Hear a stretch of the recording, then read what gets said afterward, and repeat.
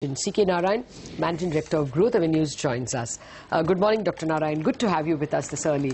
What's the chart on the Nifty itself telling you? Yesterday we saw some resilience, but entirely because of one stock, ITC. Yeah, I think ITC did send it up soaring much above, and we would probably not have seen those levels had it not been for it.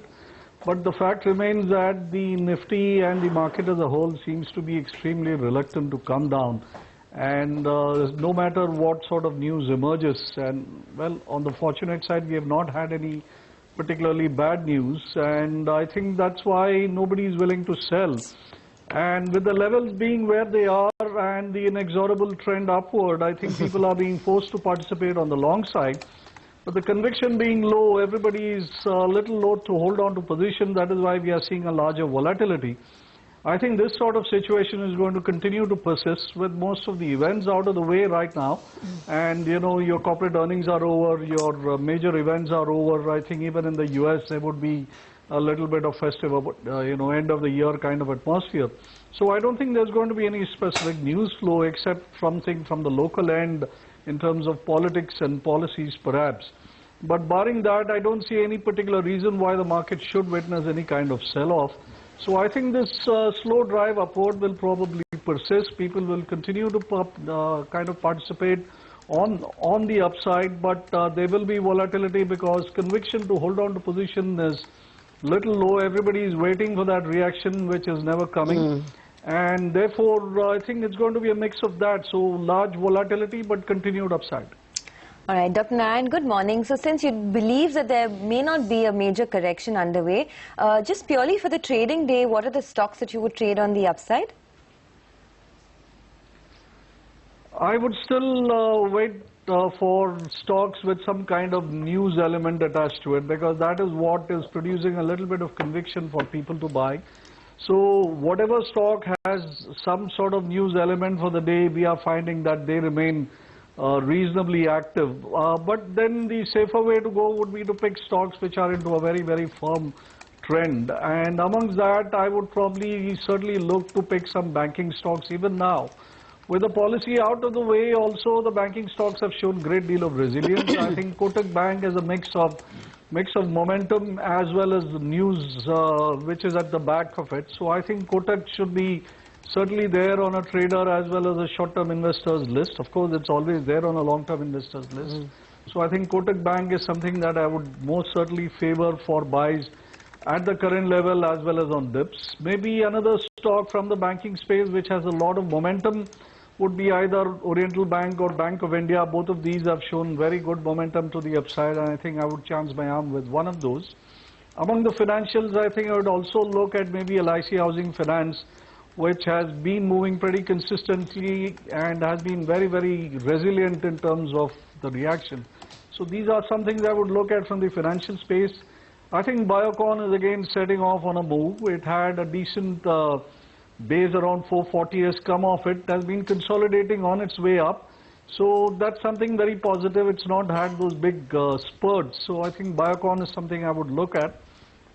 Lupin has been in the news. So Lupin is somewhere where I think there is still another maybe 25-50 rupees on the upside before it reaches some sort of projected targets. When you spoke about the banks, Dr. Narayan, you didn't refer to Yes Bank, right? It looks like a chart that's always headed higher for the past year, actually.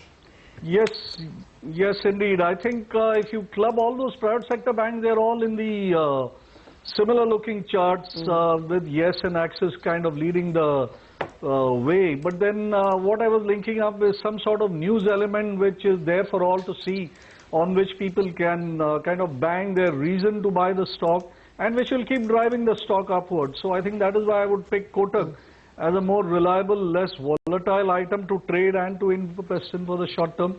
Yes Bank, Axis Bank, always a favorite of traders. On a day when the banking stocks are good, I think Yes is a blind buy. Okay, I mean, aside from the argument you are making about news-based stocks, I'm just wanting to attract your attention, invite your attention to 3 or 4 stocks that have been the standout momentum boys of this week or this month, if you please. Walkhart, Sun TV, and TVS Motors of late. I think Wokhart really got a shot in the arm once it was moved into the future space. And, in futures, we have seen that the pharma stocks have done exceedingly well. Anyway, pharma has done exceedingly well for the year. And even in the future space, I think most of the future stocks which are in the future space had moved considerably, which left the new additions like Strides and Wokhart to be played on. Between the two, I think Strides was up in the stratosphere already. So I think everybody zoomed into Wokhart as a play. And I think TVS Motor has been playing, that also responded a bit to the news of the numbers, etc. And I think TVS Motor also most recent addition, though not as new as Wokhart, of course. I think Sun TV is concerned, there is too much volatility for comfort. It's been big performer over the last couple of sessions, I do grant, but I am too wary of the extraordinary volatility it shows and the fact that it's been into a sustained downtrend, so there may be some sort of, let's say, bottom fishing prospecting which is going on in the stock, but it really doesn't warm my heart as much to really go into it. It may be for the go-go guys, but I would say for a safer player, it's better to stick to the big names and the sectors that are in play. Okay, so since you said stick to the big names, I'm going to take the cue from there. The stock of the week clearly has been Asian Paints, sitting at all-time highs, up 7% this week. Would you put any fresh money there? I think so long as, see, it's clearly a play on oil prices staying down and, oil derivative stocks doing pretty well. And Asian Paints, of course, has no, there are no arguments or there are no doubts about the pedigree there. So I think there really doesn't seem to be a halt. I think it should probably continue as long as oil really doesn't spike upward and spoil this particular party. I don't see a halt for Asian Paints. So in a good market, I would be happy to put more money into Asian Paints.